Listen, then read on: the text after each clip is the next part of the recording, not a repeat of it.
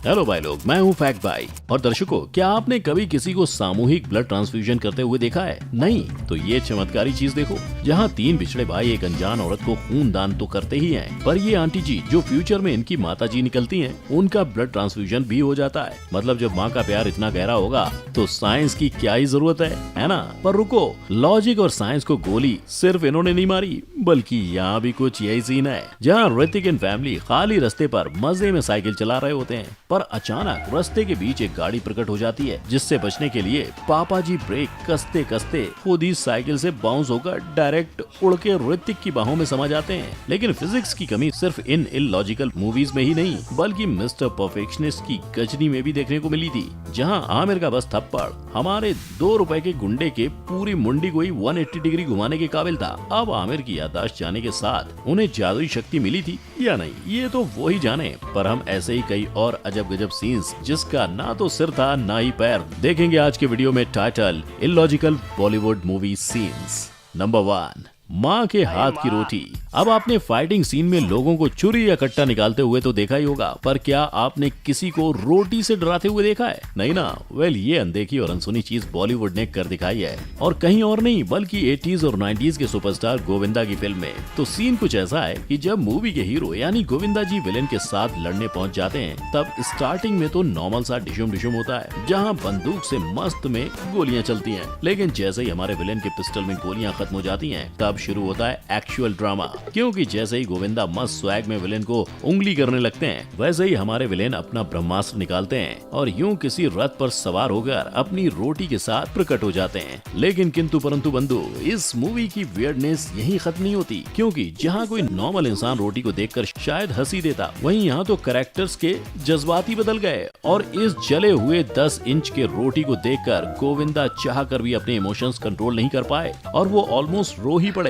मतलब एक रोटी को देखकर किसी के अंदर से इतने सारे इमोशंस बाहर आ जाएंगे कि अंकल पूरे 1.5 मिनट तक रोटी पर ही बड़बड़ करते रहेंगे, ये तो मैंने कभी भी नहीं सोचा था। और इनका ये मजेदार मोनोलॉग सुनकर मैं बस यही कहना चाहूंगा कि this part of the movie is brought you by Aashirvaad atta, देश का संपूर्ण आटा। अगली मूवी उस कलाकार की है जो आपको नाचने नहीं देगी, लेकिन उसके बारे में जानने से पहले अप्रैल से चलने वाले द बेस्ट क्रिकेट मैचेस को हम भूल नहीं सकते, जिसका इंतजार इंडियन फैंस ना जाने कब से कर रहे थे, और करेंगे ही, क्योंकि वी नो कि इंडियन प्रीमियर लीग 2022 को मिस किया तो आप बड़े बड़े विंस को भी मिस कर जाओगे, सच में। क्योंकि 1xBet, the most reliable book maker, जिस पर आप स्पोर्ट्स पर बेटिंग कर सकते हो, मैच रिजल्ट देख सकते हो, साथ ही साथ आप इस पर ऑनलाइन गेम प्ले करके पैसे बना सकते हो, वो लेकर आया आपके लिए बिग विंस, और मेरे सब्सक्राइबर्स के लिए स्पेशली उनके सबसे पहले डिपॉजिट पर उन्हें 2-4 नहीं पूरे 15,600 रुपए मिलेंगे। यही नहीं, इस ऐप पर जीते हुए विनिंग्स को आप easily Paytm, bank and other easy methods के थ्रू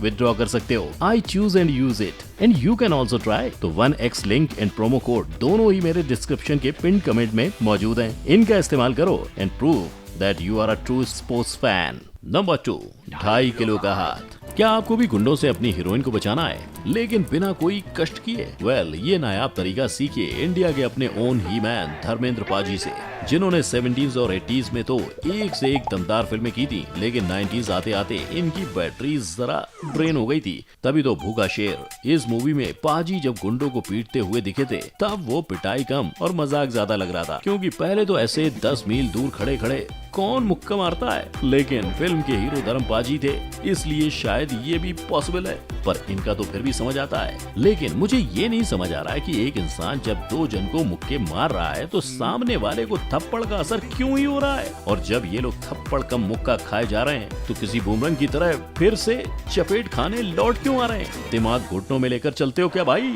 या धर्म जी के 2.5 किलो के हाथ ने खोपड़ी के सारे नट बोल्ट ढीले कर दिए हैं? और भाई, पिटने की तो क्या ही एक्टिंग की है, मतलब स्टैंडिंग ओवेशन तो इन्हें ही मिलना चाहिए, क्योंकि लास्ट में जब 10 मिनट तक यूं ही आगे पीछे होते होते ये 2 जन पिट जाते हैं, फिर जाके धर्म जी का एक हेडबट इनकी सारी हवा निकाल देता है।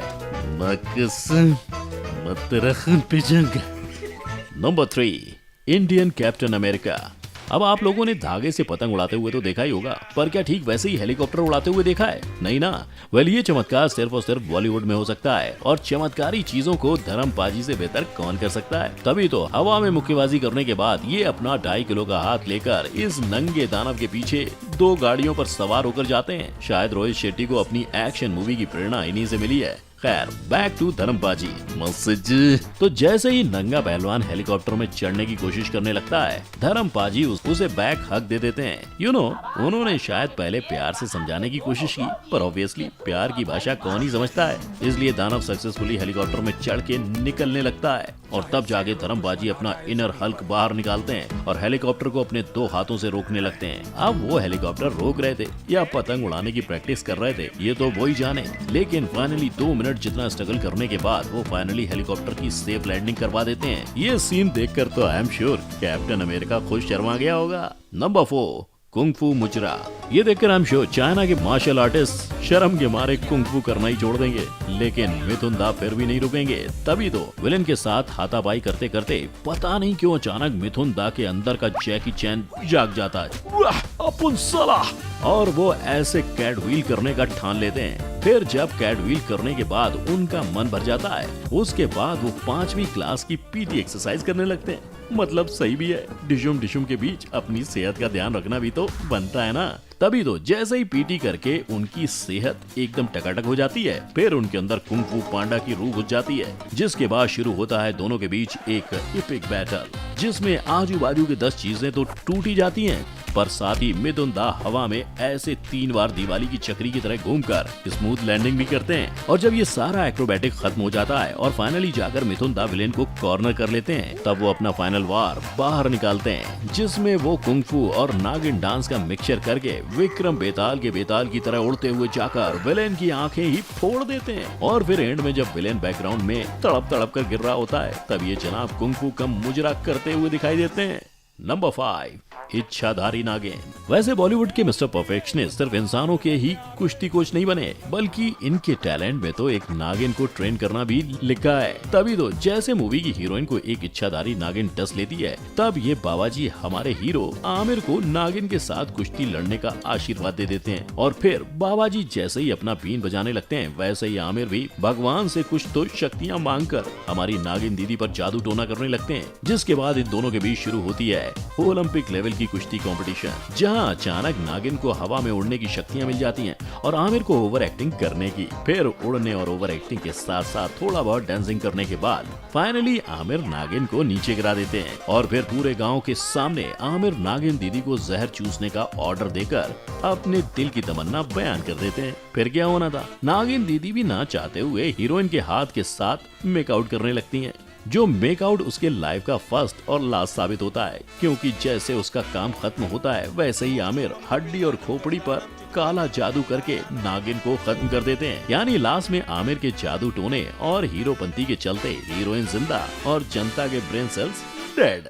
लेकिन ये मत समझना कि बॉलीवुड के लोग लॉजिक, साइंस, समझ, बुद्धि सब सिर्फ 80s और 90s में ही विसर्जन कर चुके थे, क्योंकि ऐसा ही सेम हाल 2013 में रेस 2 में भी देखने को मिला था, जिसमें देखा जाए तो पूरे मूवी में ही काफी ऐसे बेमिसाल सीन्स हैं जिन्हें देखकर आप डायरेक्टर और राइटर की दिमागी हालत को क्वेश्चन करने लगोगे। पर उन सब में जिसने लोगों का माइंड ही ब्लो कर दिया था, वो था मूवी का क्लाइमैक्स सीन, जहाँ एक क्रैश हो रही प्लेन के अंदर जॉन और सैफ मस्त में लड़ाई झगड़ा कर रहे होते हैं। और क्योंकि जॉन ठहरे फिल्म के विलेन, इसलिए ये सोचकर कि सैफ और दीपिका प्लेन के साथ ही स्वर्गवासी हो जाएंगे, वो सब की आंखों में धूल झोंक कर जैकलिन के साथ सोमड़ी में प्लेन से निकल लेते हैं। पर फिर मूवी में आता है एक नया मोड़, जिसमें सैफ और दीपिका दोनों ही प्लेन से कूद जाते हैं, लेकिन अकेले नहीं बल्कि एक पूरे के पूरे 2000 किलो के गाड़ी के साथ। किंतु मूवी की स्मार्टनेस यहीं खत्म नहीं होती है, क्योंकि अब लास्ट में हीरो को कैसे मरने देते ना, इसलिए फिल्म वालों ने तो गाड़ी को ही पैराशूट में बदल दिया और उनकी सेफ लैंडिंग करवा दी।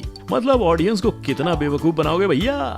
यानी गैंग्स ऑफ वासेपुर के रामाधीर सिंह ने सही कहा था कि हिंदुस्तान में जब तक सिनेमा है लोग बनते रहेंगे। तो अब आप ही बताओ, बॉलीवुड में दिखाई गई इन अपरंपार सीन्स में कौन से सीन ने आपके भेजे के सारे वॉइस फ्राई कर दिए? नीचे कमेंट में लिखकर मुझे बता दो। साथ ही अगर ये वीडियो पसंद आई हो तो लाइक और शेयर करना मत भूलना, और ऐसे ही वीडियोस देखते रहने के लिए चैनल को सब्सक्राइब करके बेल आइकन हिट कर देना। हमारी मुलाकात होगी अगली बार, तब तक के लिए टेक केयर, जय हिंद।